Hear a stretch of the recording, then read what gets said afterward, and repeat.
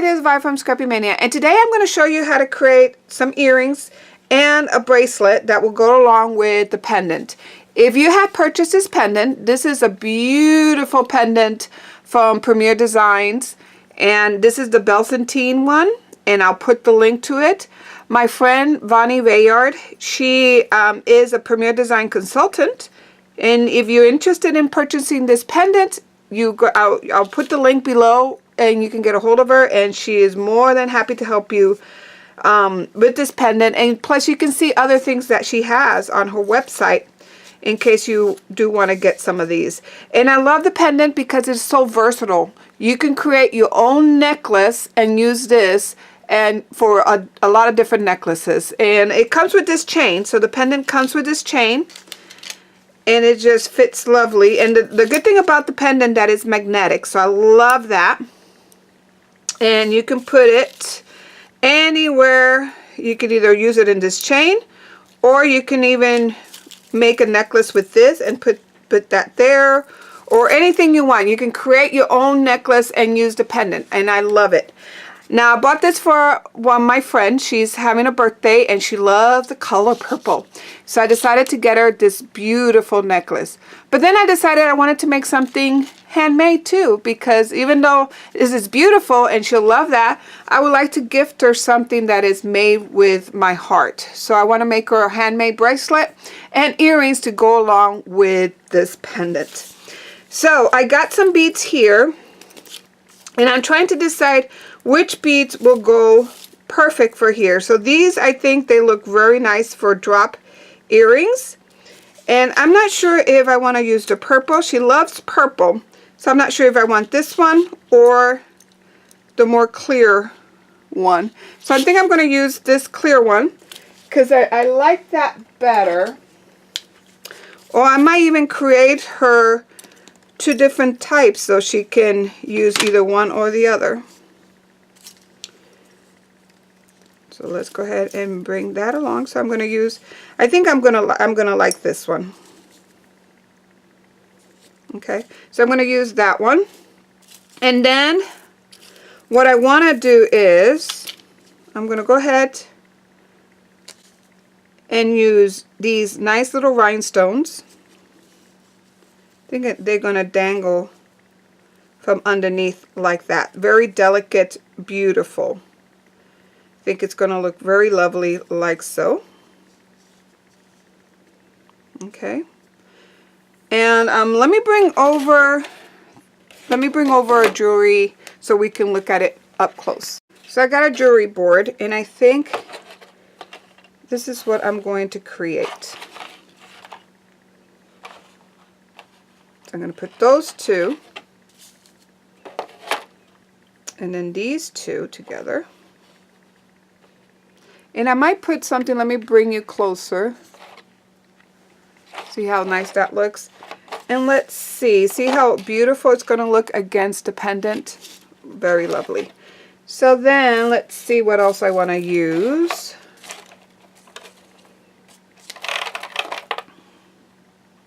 Let's cut two of these. I'm going to cut this. Get two of these out.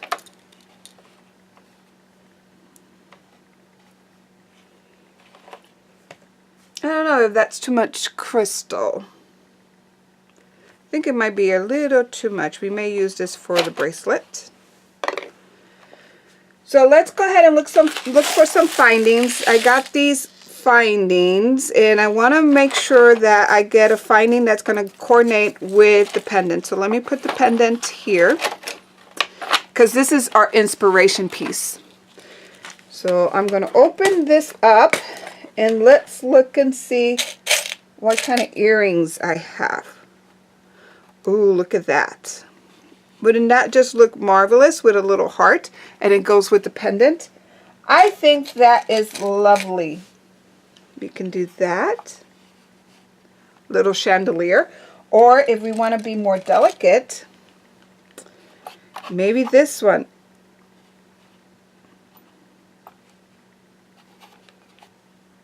That might look good. Let's see what else I have.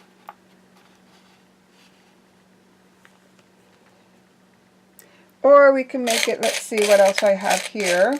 I went to Walmart and I got a lot of findings at Walmart. They have very good prices on their findings. Or let's see if we just want to go ahead and just make it just simple and put this there, that there.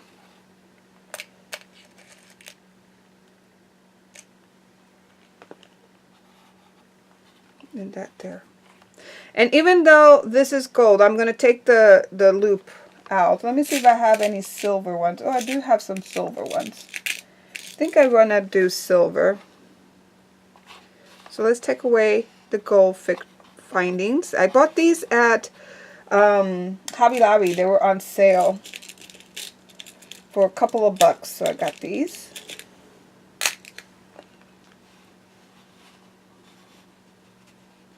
Of course, I'm going to get rid of that. I'm just going to have it dangle from a simple loop.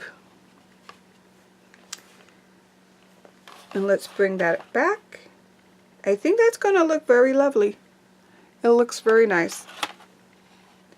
So let's go ahead and put those two together before we proceed.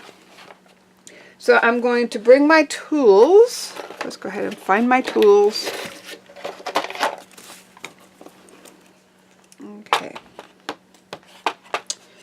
So I got my tools here, and what I'm going to do is first thing I want to do, oops, something fell. I want to take this loop out because I'm not going to use that loop. We can always repurpose a loop. And I'm going to remove this loop because it's too large. That loop is just too large. And you can always repurpose the loop. This is a jump ring, actually. The technical word, or the right word for this, is jump ring. And it's pretty strong jump ring, so I definitely don't want to lose that. Now I'm going to go ahead and grab some more findings. This time I'm going to grab some loop findings. These loop findings, I need 2 of those. And now that I see this, I have some caps that I bought. These are some, where are my caps? These are some of the caps that I have.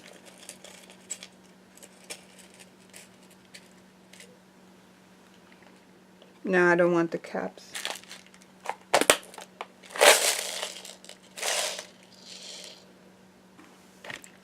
Okay, so we're gonna get ready. I got my findings. I got my needle nose plier, the bent needle nose pliers. I think that's how these are called.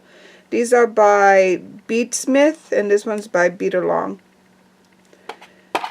Let me bring it closer so you can see what I'm doing.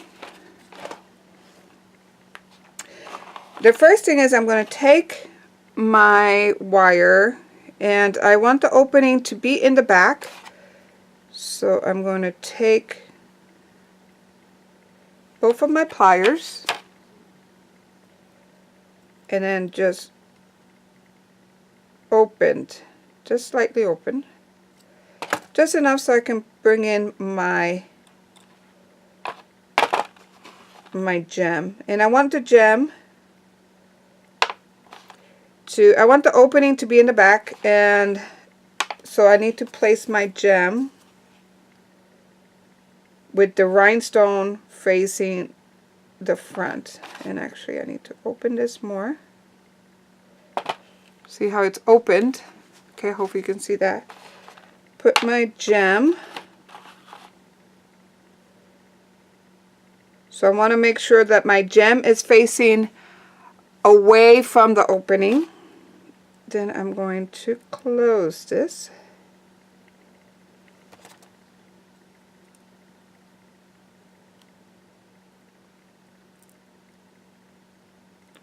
And just making sure it's nice and close. I hope you can see that.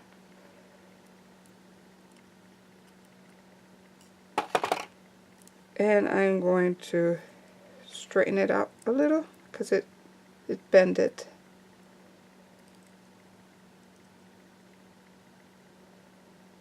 Okay, See how it's nice and tight? And there, that's my gem. Looks nice. Okay, the next thing I'm going to go ahead and take my oblong bead, and I want the opening to be in the back, so I want to hold it this way. So actually we want to hold it with the opening on top. So the opening right here, the seam is on top, because this creates the seam on top. So it creates a loop that the loop is going to be on top. The opening is going to be on top. So I want to be this opening, then hold it, and I'm going to make sure that I feed this, and this is a loop maker. So I want to make sure it's nice and snug. And there. See where it's nice and snug? Okay. Then I want to hold it, push the gem down, and I'm going to feed this in here. So we can open it a little bit more. Push it out. Make sure you want to feed this so that it holds this way. So before you close it, make sure that when we close it,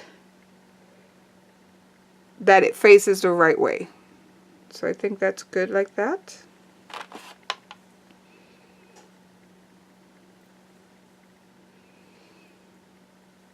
And I'm going to close this, bring it back in, and then compress it so it's nice and snug. And now when you lay the earrings, the gem, so it's going to fit like this in the ear, and you want to make sure the gem is going to be facing outward, because you have a back end and a front end of your gem. Okay, so that's one pair, and look how beautiful that's going to look. And the metal is the same metal as my necklace. So we're going to do the same thing with the next one. We're going to open the loop. So I did the same thing, and just making sure that my crystal is facing the right way, and that the opening of the loop is facing the back. The biggest thing is to make sure that you make a nice snug loop with your loop maker. And before you close it, just make sure it's in the right position. And then test it. And that looks good. So there are my two earrings that will go very nicely with my pendant. Look how beautiful these will look along with the pendant. Perfect. Really nice. Okay, so now the next thing I want to do is I want to create the bracelet. So let me bring in my bracelet beader, and let's go ahead and bring in my pendant, because this is the inspiration piece. So I'm going to create an 8-inch. She has pretty big, because it's an older lady, and she does accumulate water, so her wrists are a little larger than my wrist. My wrist is about a 7. Sorry, she's about an 8, so I believe this one might be good for her. So now I need to figure out what beads I'm going to use for this one.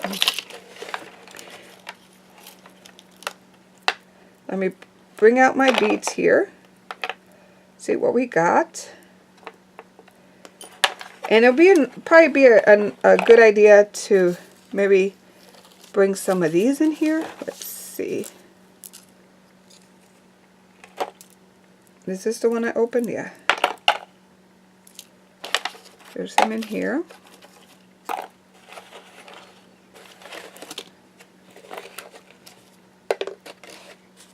And let's see what else I have. And I'm giving her a curved cross because she's from church. So she loves these curved cross, and look how beautiful that is. So, and let me look and see what else I have. Okay, so I found some because I was having a hard time with some of my beads. The opening was not big enough for this cord. So let's see if this one looks a little bigger. So let's test it out. And it goes with my necklace and with my earrings, because I want to make sure that I pair, at least the earrings need to match, and it should match a little bit the pendant. So let me cut this.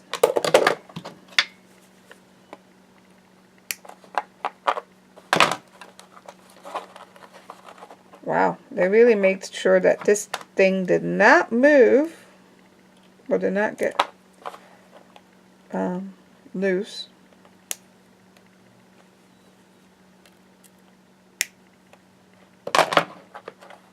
Okay. I would love to use this cord. It's a little thicker cord. And it's not gonna work. Definitely not. But my thinner cord, so hopefully I can double this up, might work with this here. So I'm using elastic cord, and I wanted to have a nice sturdy elastic cord. Unfortunately, it was too thick, so I'm using some other elastic cord that I have that is thin. But if I double it up, and I'm sorry that I'm off camera, but basically what I did is I doubled it up, and then I fed it through the hole of my cross, and then I fed the string through that hole of my elastic. So see how I was able to put it through, and now I'm going to feed my two cords through elastic, and that to me made a secure bracing right there. So that's going to work pretty nice. And I took it out so that way I was going to show you again how I did it. So I put it through the hole. And these quilts are very nice, and I'll put the link in Amazon. Now, they come from China, so it's going to take forever to get them. It took almost 2 months, and they actually got lost. And they were really, really good. They got lost during the Christmas, because I bought it during Christmas, and he sent me another set for free. I think I'm going to knot it I in will the put the link back below. instead on the side. Okay. So I got my cross going through it. So what I'm going to do is maybe put a little glue there. It looks like it's going to hold. And both of these, I don't think it's going to fit through the bead. Let's see. Can I fit one? No.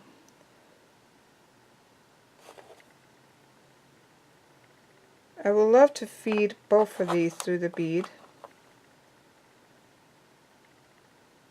Well, let's see if we can feed both. Yeah, it's both fit through the bead. So here's one. So that it's going to work. And then I'm going to feed this one through. Let me go ahead and cut it. So it'll be one strand. So the cord was not going through some of my beads, so then I went ahead and pulled my wide-eyed needle to help me pull the bead through the cords. And you have to be careful that this needle does not break your elastic cord. This elastic cord, it's not as strong as the real thick one. It's nice that it's thin enough for some of my beads, so I have a wider choice of beads when I use this cord, because I don't need to have such a huge hole. But the problem with this cord is very thin, so you have to double, or at least in my opinion, you should double up your cord if you're using this thin elastic cord. If you're using the thicker cord, you don't need to double it up, but you do need wide opening beads. And pearls, forget it. Some of my pearls does not work with my stretchy cord. That is the thick stretchy cord. I have to use this thinner cord in order to get my pearls to work. Now I went ahead and string another piece of cord on this side, stretchy cord, and I put some glue in the knots here so that way it won't move. So now I'm going to go ahead and string my beads on the other side. This is a wide-eyed needle, in case I didn't tell you what it was when I was using it to string the other side. And I use this a lot when I'm using this stretchy cord, because it makes it easy for me to string my beads. And then I'm just going to do the same thing. Oops. You're going to start with the big one first. So let's start with this one. And I'm just doing the same, trying to keep it even. It's the same amount here on the other side. If you're one or two less than from one side to the other, that's fine. No biggie. But you just want to make sure it doesn't look too out of balance, because we're going to put the knot in the middle, and I really don't want it to just look lopsided a little bit, the knot. So I'm just going to keep stringing this along.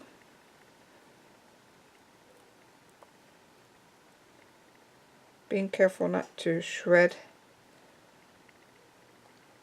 my thread.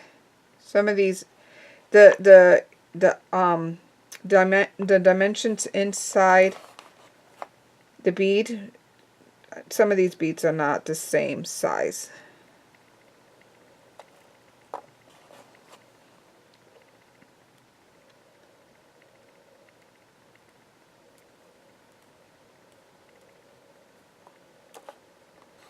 So I'm going to go ahead and do the rest, and then I'm going to show you how to tie it in the back.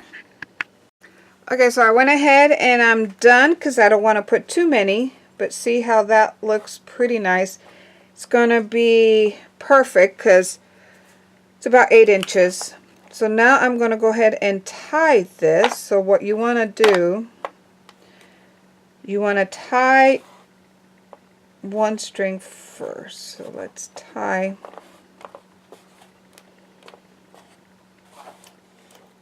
Maybe we'll tape these two together. So let's just tape this two so they stay out of my way.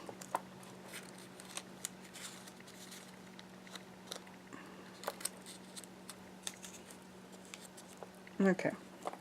Now we're just going to tie these two. So the other two are out of my way. And we're going to do one, and then one, two. Okay. And then we're going to do 1 and 2 again. 1, turn around, and then 2.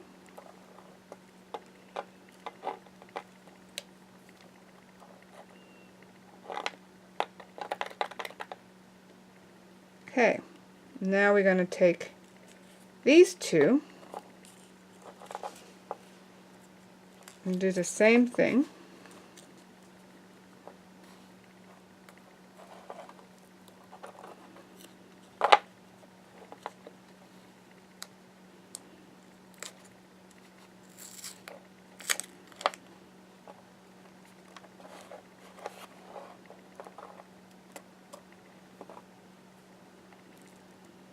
I'm going to take these two. Hopefully they're the correct ones, and I'm definitely going to put some glue just to make sure that I am tying the right stuff and it doesn't come unloose. 1, 2, and then do a knot, go around it twice,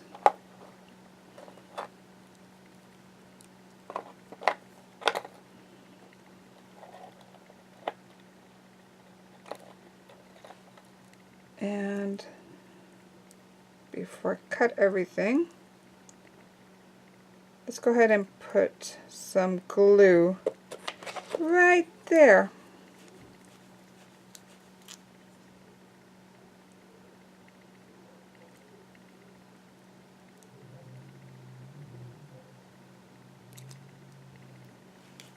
Okay.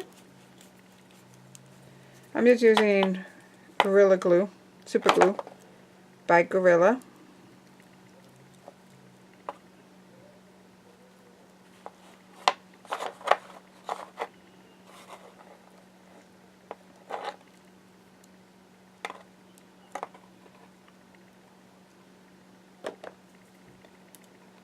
Now let's cut this.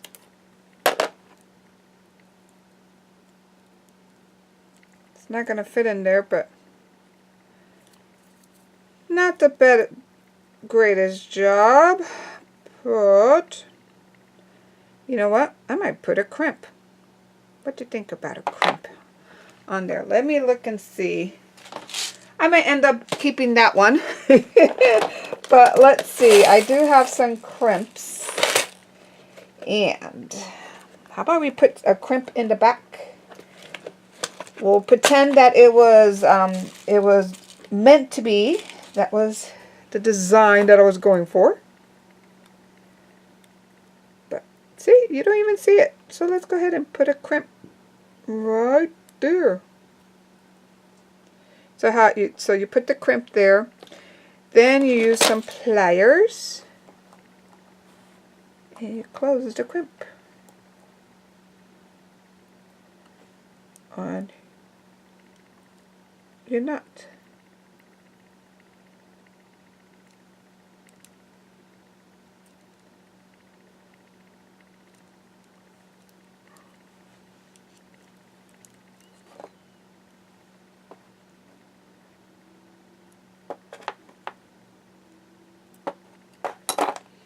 I think that looks good.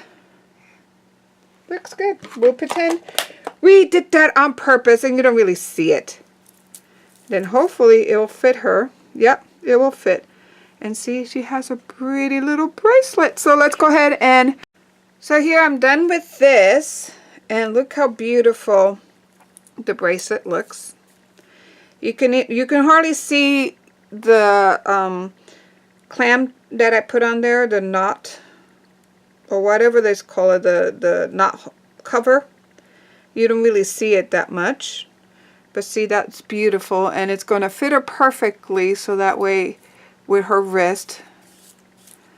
And when you create these type of bracelets, the stretchy ones, you want to go ahead and take them out. You're going to roll it out like that. Try not to stretch it to put it on, and you want to make sure when you create these bracelets that they go ahead and, you know, they easily fit the person and they don't have to stretch it too much, because that's what breaks it when you stretch it too much.